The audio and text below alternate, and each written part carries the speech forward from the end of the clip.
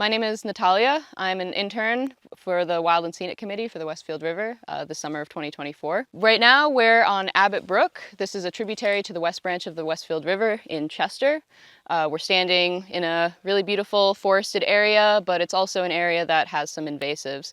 So one of the ongoing projects that the interns do and have been doing throughout the years is mapping the tributaries throughout the watershed.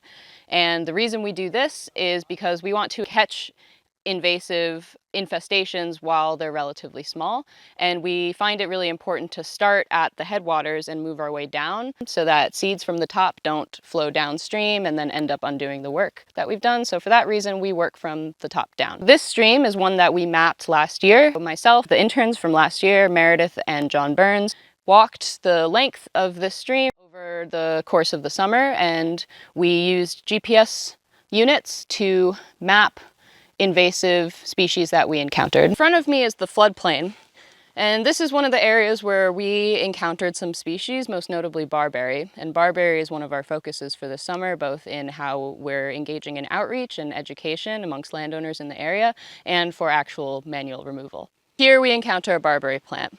Before we do any actual removal, we need to make sure we have permissions from the right people in order to be able to do this work. Both permissions from the landowner, we're on private land right now and we've been granted permission to be here and do this work, as well as the Conservation Commission. Because we're so close to a body of water that's protected, we need to undergo a specific application process in order to be able to conduct any work that may or may not alter this area. Invasive species removal is considered restoration. We would apply for a negative determination for an RDA, request for determination of applicability, which essentially asks the question to the Conservation Commission, will you determine whether or not the Wetlands Protection Act of Massachusetts applies to this project?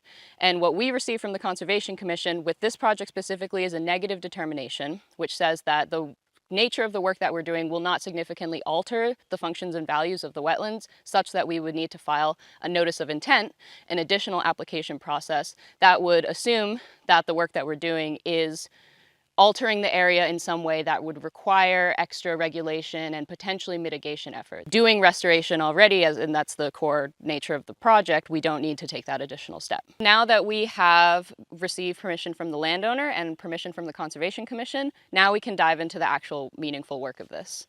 Let's take a look at the Barberry plant, how to identify it, and how we go about removing it. Barberry is very characteristically recognized by its round orbital leaves. These are quite unique. The only thing that's native to this area that kind of has a similar leaf shape is probably spirea, but you'll notice little teeth on the spirea leaves. So it's a very recognizable plant. It's characteristic thorns that are quite small, so you don't actually really see them, but you certainly feel them. Part of the reason that the committee this year is choosing to focus on Barberry is because of a proven relationship between populations of Barberry and higher tick populations. And the reason for that is because the Barberry plants provide a refuge for the white-footed mice, which is a species that tends to carry ticks. Nobody likes ticks. These are what the berries look like. They're not quite mature yet, but when they are fully mature, they'll get a little bit bigger. They'll be bright, bright red and kind of look like a tic tac. Ideally, we like to pull the bushes out before it produces fruits to reduce the likelihood of us spreading seeds. So I like to start from the outside and move in because the roots are going to be smaller towards the outside. You can use your body to kind of stamp it down because you don't want to get those spikes all in your face. And I should mention that eye protection is also very important for this, and luckily I wear eye protection all the time. We're using the heavy duty leather gloves. So you find where it's going into the ground, and we're going to loosen the soil.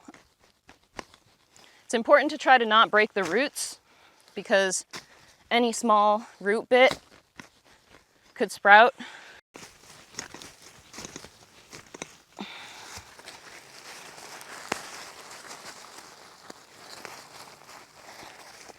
That came out pretty easily. You can see it broke there, so I would have to try to go in and find that little bit. Notice the bright yellow roots, kind of a turmeric color.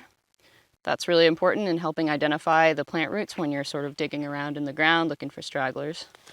Currently, I'm standing at the site of a Barberry plant that we removed 2 days ago.